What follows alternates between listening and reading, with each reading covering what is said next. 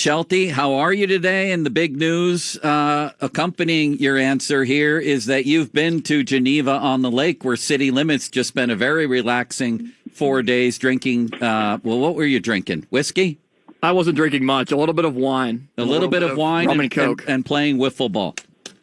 Oh, wiffle ball. Old school. I like it. Was it like a wiffle ball tournament? I have been to Geneva on the Lake, and it's a beautiful little town. But if he went for a wiffle ball tournament, I'm super stoked. Shelty, I run a wiffle ball league here in Pittsburgh. We're in season 5.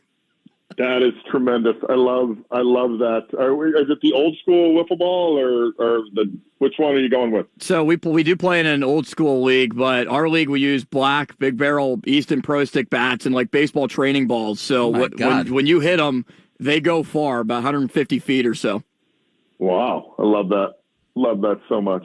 City Limits spares nothing in his wiffle ball league. He's the commissioner and everything, Shelty. But let's get to the actual baseball stuff. And last night, it seemed very clear that Paul Skeens made an adjustment after the first inning. My question is, going from attacking with fastballs to a different game plan almost, who initiates that change? Skeens himself, Grandal, you, Oscar? How does that change take place?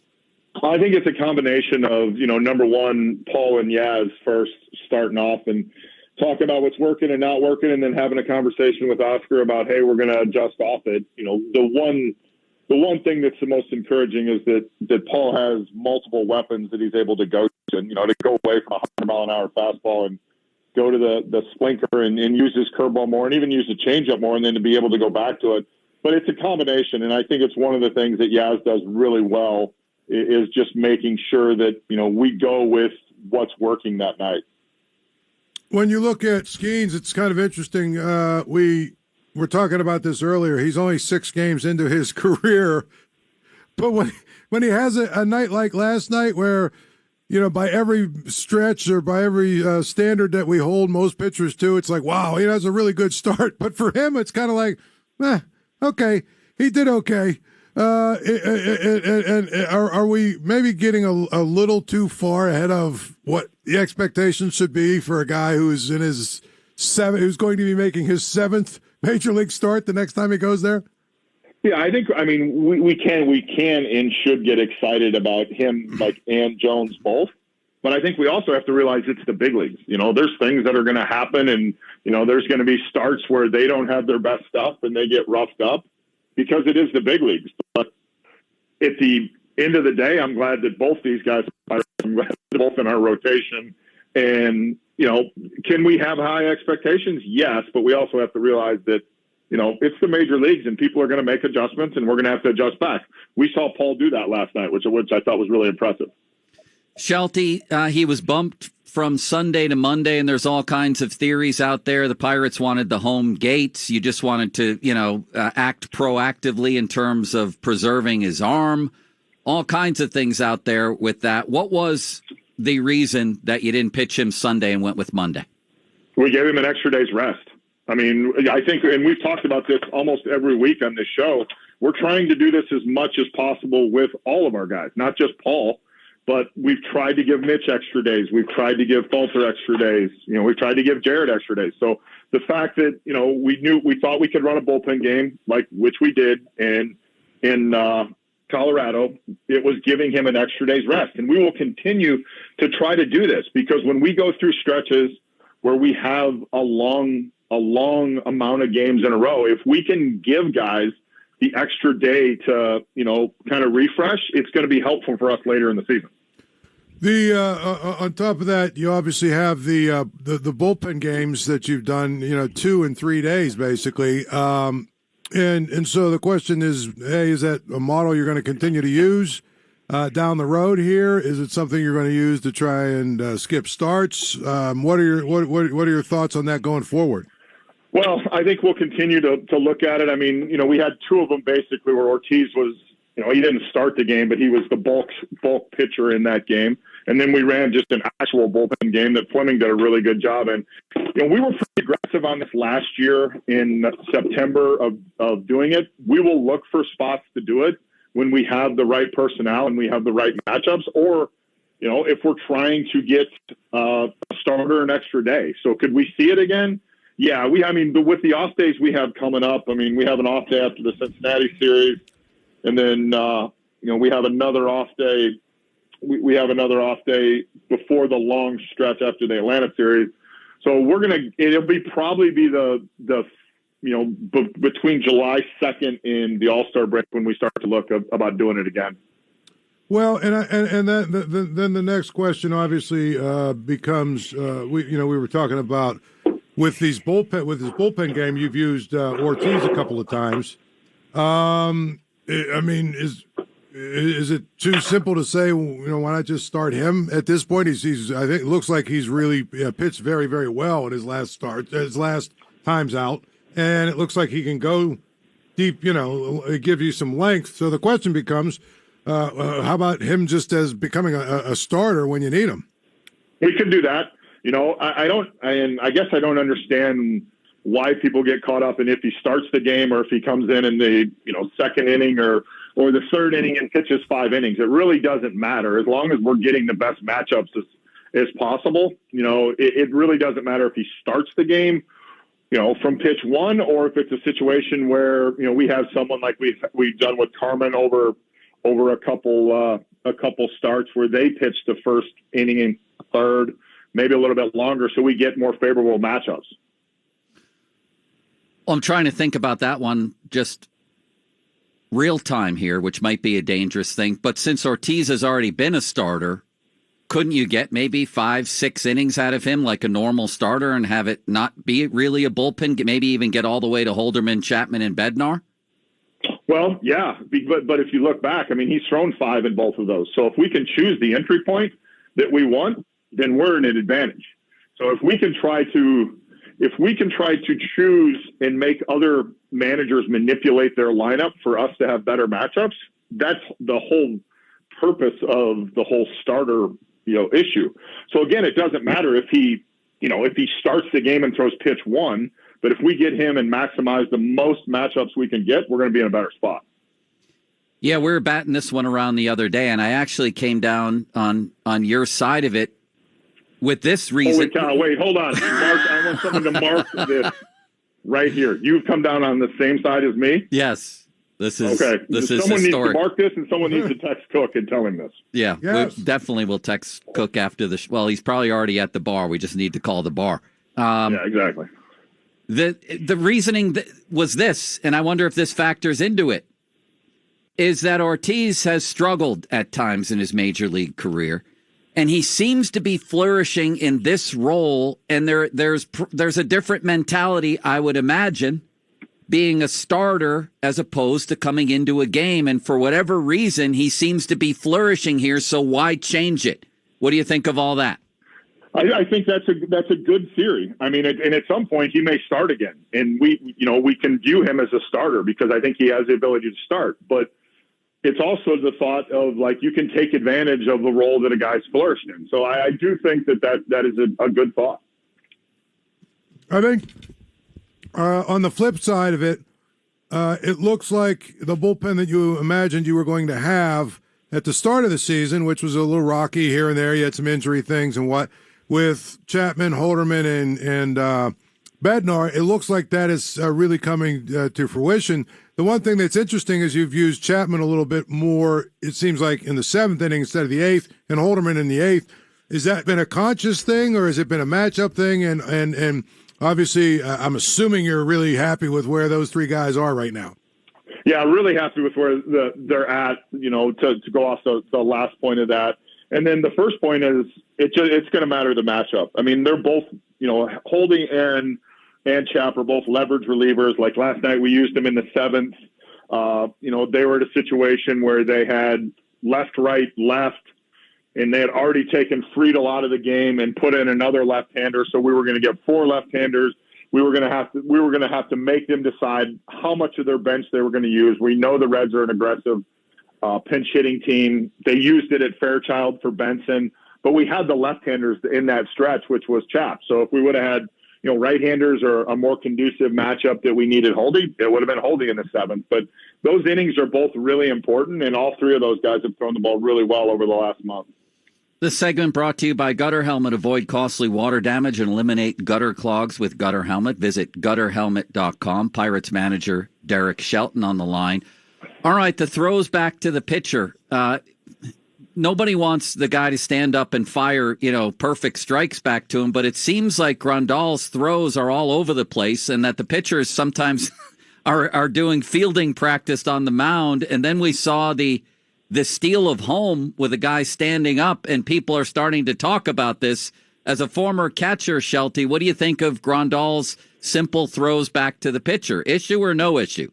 Nah, not an issue. Something we have. I mean, we do have to clean up because of what McMahon did the other day. He took advantage of it. I think awareness is more the factor. Unfortunately, sometimes awareness comes with a play that you wish wouldn't have happened, but now we have to have a heightened awareness on it. Yeah, I mean, I think that was the thing. We've had a lot of people inquire about that. Derek, one thing that we had Destiny's Child on earlier, and I love that so much. I love that so much. Any reference we can get to Destiny's Child. Right. Speaking of that, have we also seen that Jason Mackey's gone with the Paul Skeens mustache? Mm-hmm. I just want to make sure that gets out there. Yeah, he put that on social media. Does he have a mustache? He put a picture of himself with the Skeens mustache, which yes. He didn't put that in. See, we were confused because he didn't put that in his Mackey planner for the week. So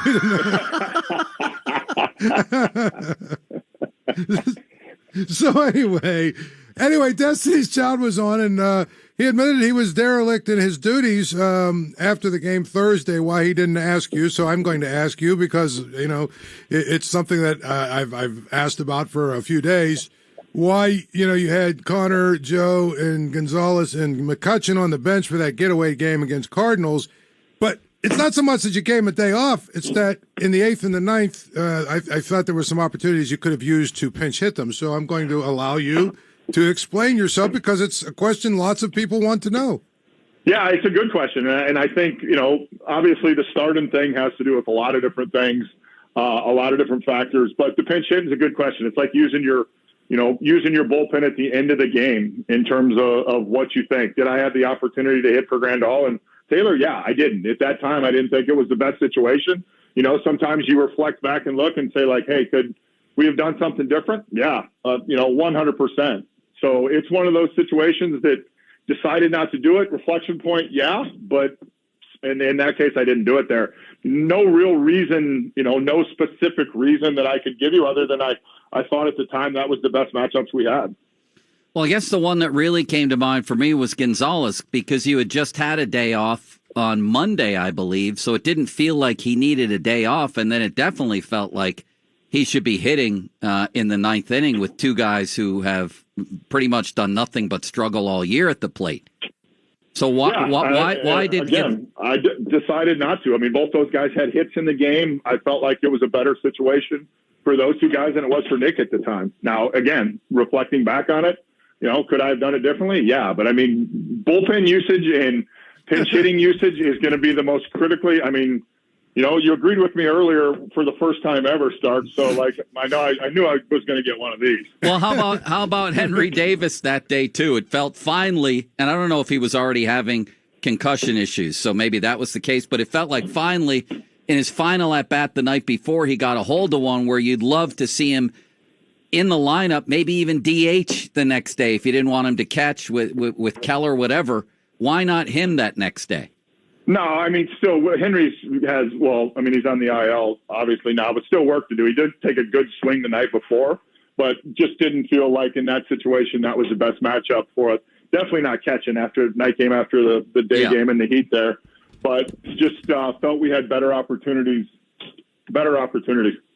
Your guy, Rowdy Tellez, obviously endured a little bit of booing and whatnot for a while, but it looks like, and Joe and I have been talking about this, it looks like the last week and a half, 2 weeks, he's really, really come on. Obviously, the numbers speak for themselves, but the question we're asking is, is this sort of what you expect from him the rest of the way?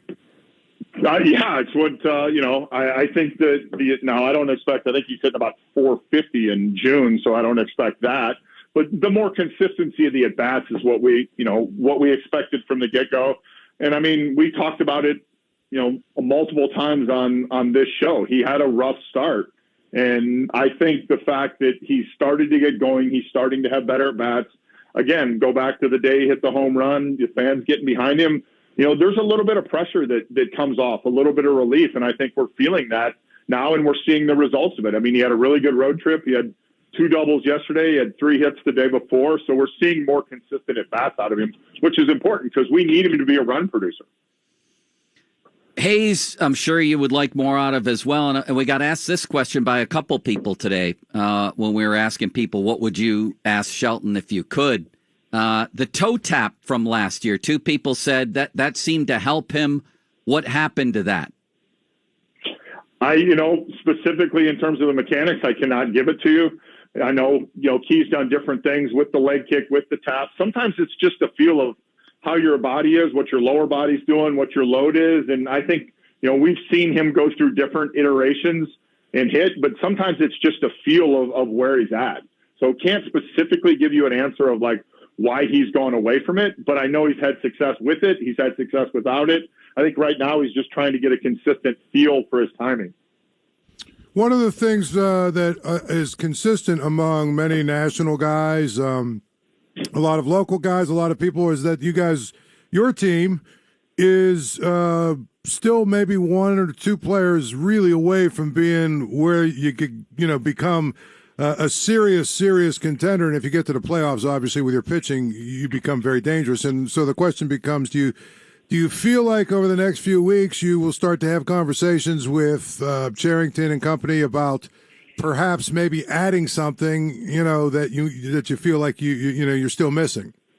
Yeah, I think Ben's always listening. He's always having conversations with people about how we can improve our team. Until that point, we have to make sure that we focus on the guys we have here. But I think Ben has even said it publicly, like he's always willing to listen. He's talking, and we're always trying to make our team better. So it's just a matter of like what the situations that arise in terms of, who you could acquire, what you could do. But I do think we're in a situation where we are listening on that front. Couple more minutes here with Pirates manager Derek Shelton. A couple more strategy questions, Shelty, just because, half the fun here is discussing games with friends, with colleagues here, fans, whatever. Everybody wants to talk strategy and decision-making. There was one recent game, this one I can't pinpoint, where it seemed like they were giving you a run early in the game, and maybe this guy was wondering, why not just bunt in a run? But speaking of bunting, there was the Jared Jones game in Colorado where it's early in the game, no score. You have 2 on, nobody out, and Michael Taylor at the plate. What goes into the thinking of just having him bunt? Very likely you'll take a lead in the game at the very least, and you wind up letting him hit, and he pops out. Why not bunt there? And why not take, and I don't know that you don't, why not take an early run if they're giving one to you? Yeah, well, I think we have done that at times. I think we've done it 2 or 3 times where we've bunted early in the game. The Colorado situation, that's a great question, and it's a question we talked about actually post-game. Talked with Michael about maybe bunting for a hit there.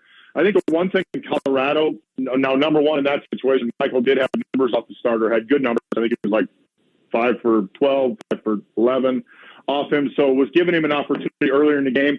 And then in Colorado, I think as you saw, there's runs that can be scored quickly. And, in that situation, wasn't playing for one, was trying to play for more than that. But I do think in those situations, we are not adverse to getting a bunt down and getting an early run.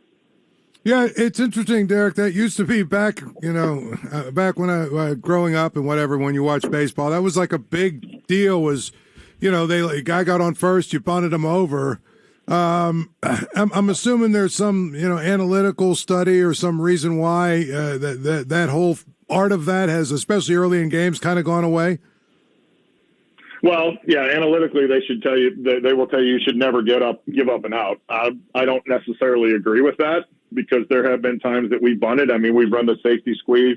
So I think it all comes down to, what you're feeling that day, the strategy of the game. Again, the game in Colorado, the ballpark definitely has something to do with it because runs we saw the one day the way the ball just continued to fly, pop-ups turn into home runs. So I think there's it could be based on different scenarios, but I disagree with the analytical view of that. Is I think times you have to bunt to be able to put yourself in a position to score runs, and it's important to do that.